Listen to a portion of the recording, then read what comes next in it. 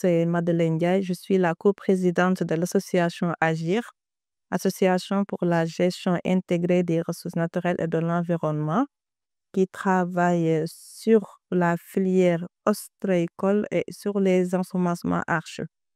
Dans l'objectif de cet atelier, AGIR est co-organisateur de cet atelier. Donc, on a commencé de travailler sur les arches et les huîtres en faisant des recherches.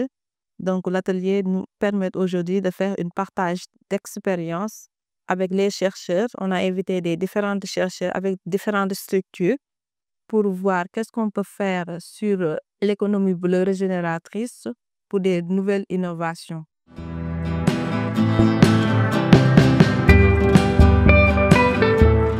Aujourd'hui, nous sommes là à Ndangan Sambou, donc même depuis hier, donc pour faire la visite sur le terrain, sur le site, pour voir les zones donc, où les gens pratiquent certaines formes d'élevage, donc sur les espèces conchylicoles.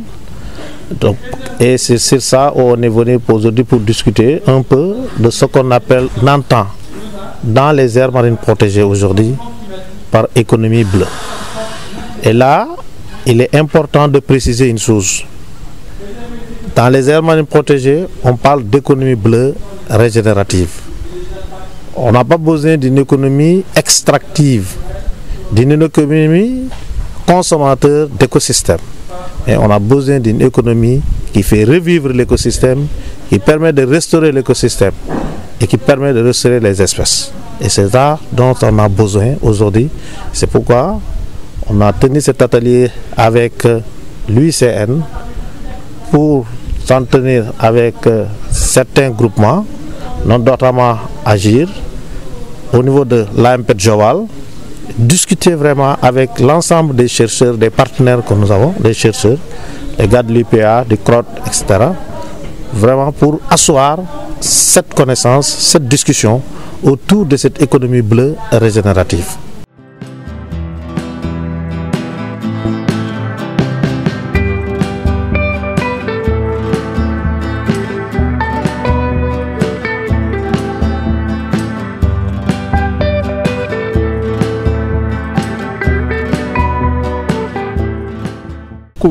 Beaucoup d'intérêt parce que, comme je le disais tantôt, parce que si vous regardez et si vous voyez bien le réseau des acteurs de la chaîne de valeur huître qui regroupe tous les maillons, on va dire, tous les maillons de la chaîne de valeur de l'ostréiculture, je me dis qu'ils sont même représentés ici.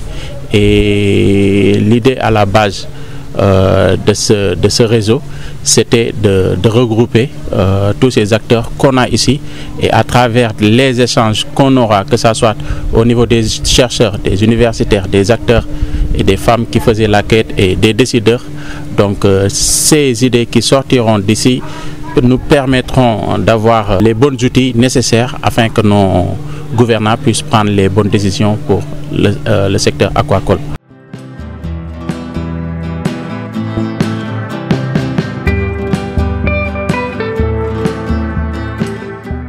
Oui, c'est ça. En fait, pour cela, je pense qu'il va falloir faire une formation parce que beaucoup de femmes n'ont pas été initiées donc, aux mesures de salubrité en ce qui concerne les produits consommables. Et il faut savoir que avant de pouvoir mettre ces produits sur le marché, pour les valoriser, il faut s'assurer que les produits soient comestibles et qu'il n'y ait pas de danger. Et pour cela, il va falloir les former, donc leur trouver donc, les moyens de que leurs produits soient reconnus sur le plan sanitaire en ayant leurs frais. Et après cela, faire en sorte qu'elles produisent donc de nouveaux produits très innovants ou bien plus innovants que ce qu'il y a là, afin donc de pouvoir les écouler sur le marché.